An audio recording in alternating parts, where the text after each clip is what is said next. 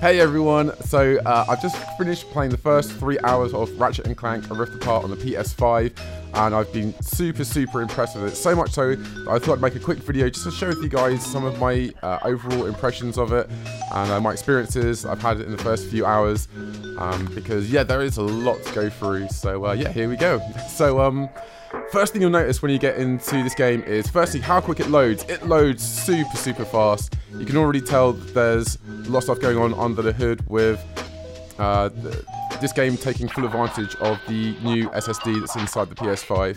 And the second thing you'll probably notice is that this game looks gorgeous, like absolutely gorgeous.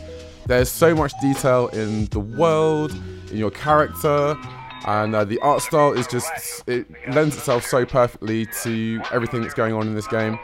And yeah, I probably spent quite a bit of time just in the opening area, like tutorial of this game, looking around at everything, because there's so many character models on the screen. There's kind of like there's a big parade type area where you're kind of like going through, so there's like loads of people up on the sides. There's different like fireworks and things going off, and like every single which direction you look, down to the character model, to objects in the world, to other things that are happening. There's just loads and loads of awesomeness happening everywhere. It's absolutely mad. So that was the first thing that really impressed with me. And like the photo mode is the same that's carried over from Spider-Man Miles Morales, so you can get right up close into like all the different details of everything, and it's super nuts, man. Like, so normally with like Ratchet in like previous games, you know him as like a furry Lombax, I think he is. But in this game, you can fully zoom in. You can see individual hairs on his ears. You can see like different like hexagonal parts in his boots. All the like, leather perforations in his helmet and all that kind of stuff. Like it's absolutely mad, like the amount of detail in this game. And secondly, like one of the biggest things I noticed after I've managed to get over the fact that my eyes have just been bleeding looking at all these amazingly gorgeous graphics, is that when you get a gun in your hand for the first time and you start squeezing that trigger, you will feel the adaptive triggers of the PS5. And what I mean by that is that every single gun in this game has its individual feel, and there's ways that you can like half cock it. So you can half cock it on the trigger to either get a directional aim. You can build up a shot or a certain type of shot. And each individual gun has a different feel to it. So like I know that if I'm using a blaster, there's like a certain like clunk, there's a certain click that you get to it. And it's strange that like the definition in the rumble, like it has a very unique feel where you can literally feel the metallic parts of the gun like clicking in, like as you pull the trigger. And I've never experienced anything quite like this before in a video game.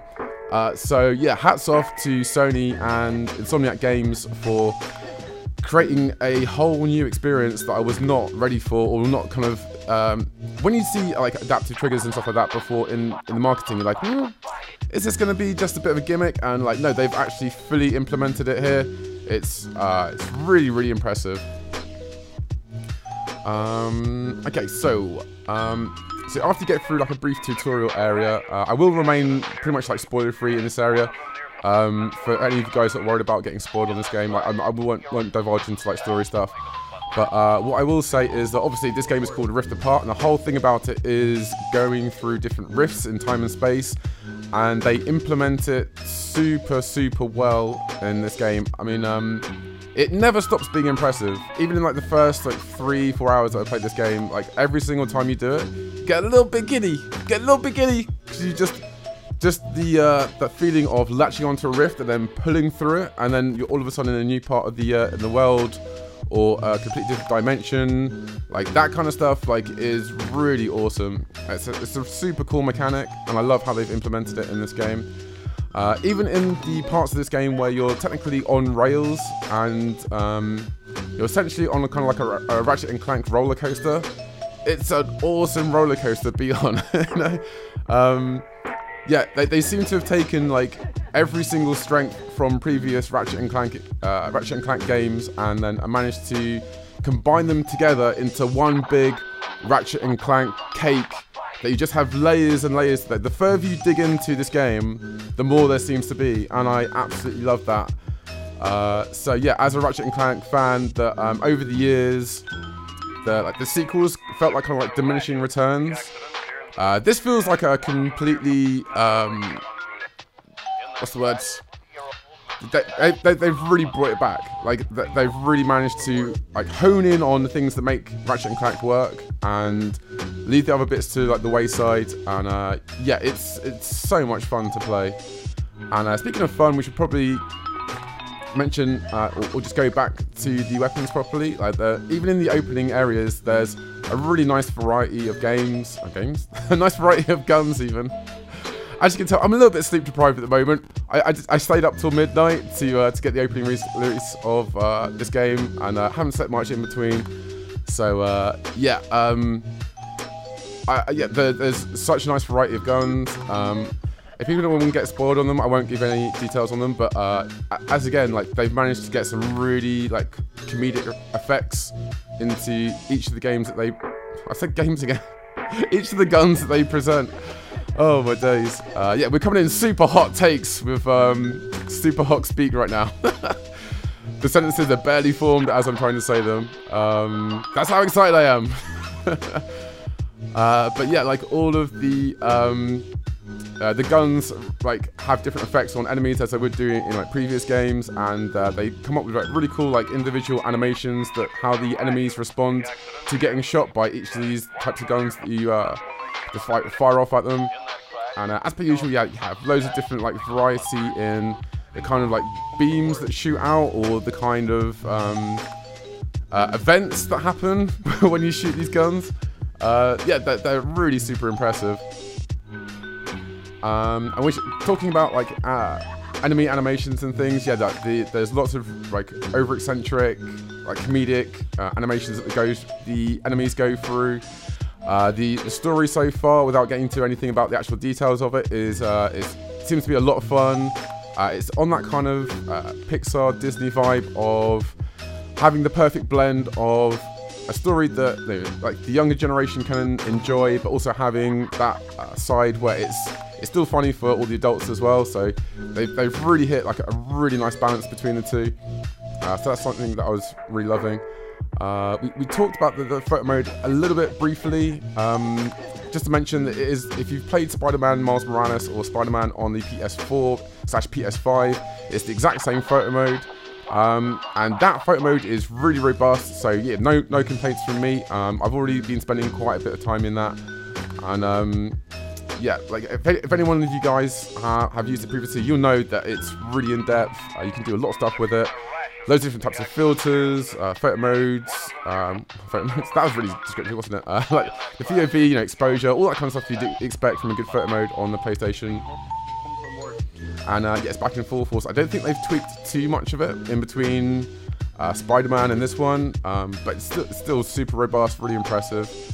The only gripe that I have currently is that for whatever reason, 60 frames a second mode doesn't seem to want to work on my Asus monitor.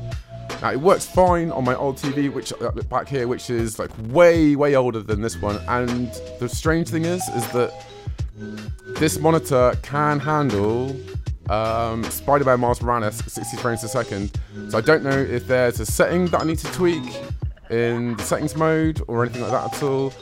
But yeah, so far that's the only thing that's been really bugging me. It's basically running from my PS5 into Elgato 60 frames a second, and then into the monitor from that, which is Asus. I think it's like a Predator G-Sync one.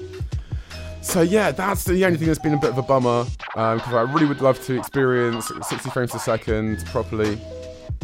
But you know what? Like, you only really notice 60 frames a second like once you're in it.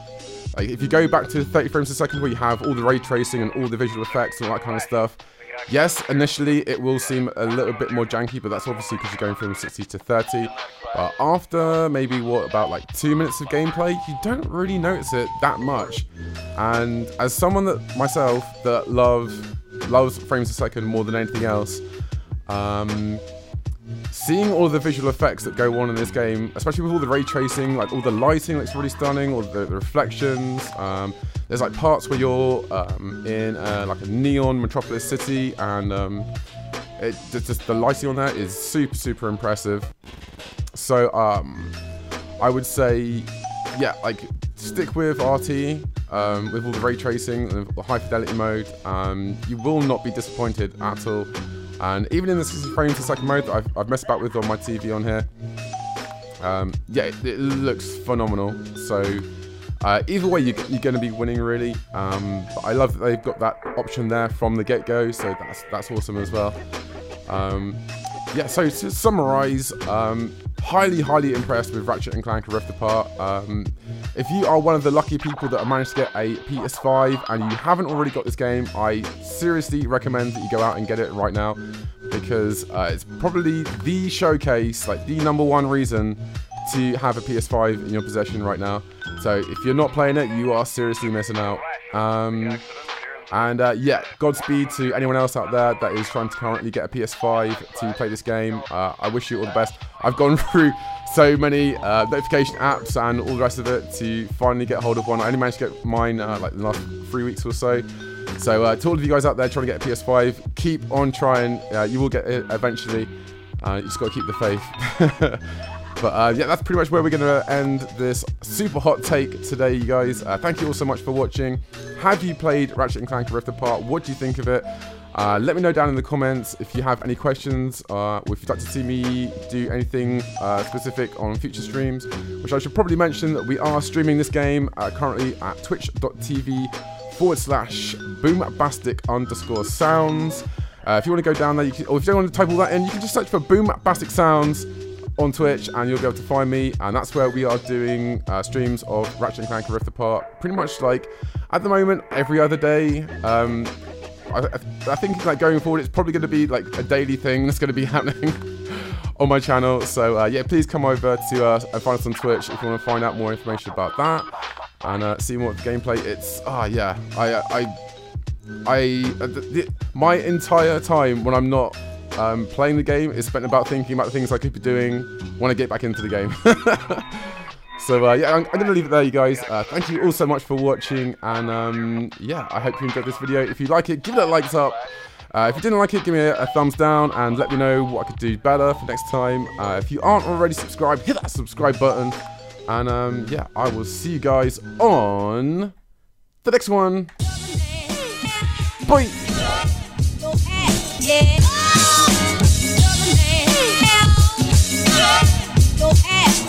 One of the best to ever do